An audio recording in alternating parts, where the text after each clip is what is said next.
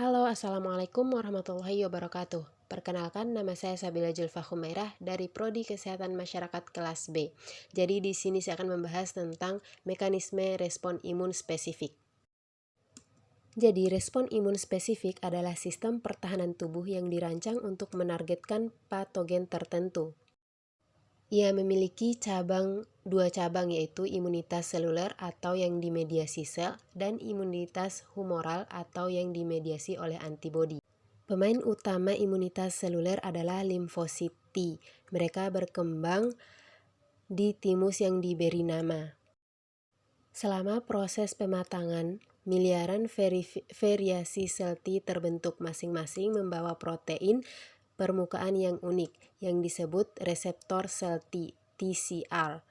Selain itu, populasi sel T yang disebut sel T pembantu juga memiliki reseptor bernama CD4.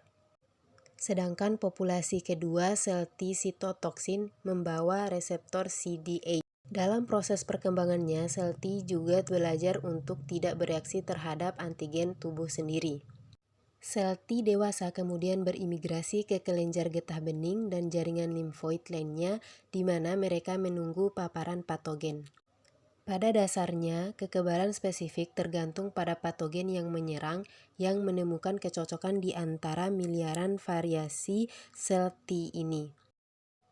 Namun, sel T tidak dapat mengikat patogen yang mengambang bebas. Mereka hanya dapat mengikat patogen-patogen yang terikat ke molekul inang tertentu disebut kompleks histokompatibilitas utama atau MHC. Ada dua kelas MHC, yaitu yang pertama molekul MHC kelas 1 diekspresikan oleh semua sel tubuh yang berinti.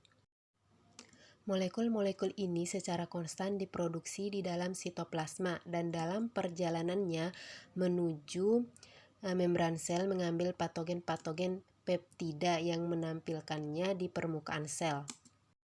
MHC1 hanya mengikat reseptor CD8 sehingga hanya mengaktifkan sel T sitotoksin.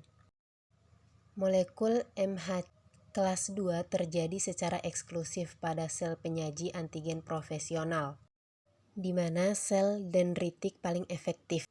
Sel dendritik penduduk di lokasi infeksi menelan patogen, memotongnya menjadi beberapa bagian, dan menampilkannya pada molekul di permukaannya. Sel dendritik ini kemudian berimigrasi ke kelenjar getah bening terdekat, di mana mereka menyajikan antigen ke sel T helper yang cocok dan reseptor CD4-nya diberikan kepada MHC2. Aktivasi sel T bagaimanapun membutuhkan pengikatan kedua antara dua sel. Ini adalah langkah verifikasi mekanisme pengamanan berfungsi untuk mencegah sistem kekebalan dari reaksi yang berlebihan. Setelah diaktifkan, sel T mengalami siklus mitosis berulang dalam proses yang disebut ekspansi klonal. Beberapa dari sel ini berdiferensi menjadi sel efektor, sementara yang lain menjadi sel memori. Sebagian besar sel T efektor meninggalkan kelenjar getah bening menuju aliran darah yang dikirim tempat infeksi, di mana mereka melakukan serangan kekebalan terhadap patogen. Sel T pembantu menghasil interleukin yang membantu aktivasi sel T sitotoksin, sel B, dan sel kekebalan lainnya. Sel T sitotoksin ini di sisi lain adalah pelaku utama imunitas seluler. Mereka melepaskan racun dan langsung membunuh sel inang yang terinfeksi atau kanker. Sementara sel efektor mati selama atau segera setelah infeksi, sel memori hidup lebih lama. Beberapa dari mereka tetap berada di kelenjar getah bening, sementara yang lain mengedarkan darah atau berimigrasi ke jaringan perifer. Sel T memori juga lebih banyak daripada sel T naif asli.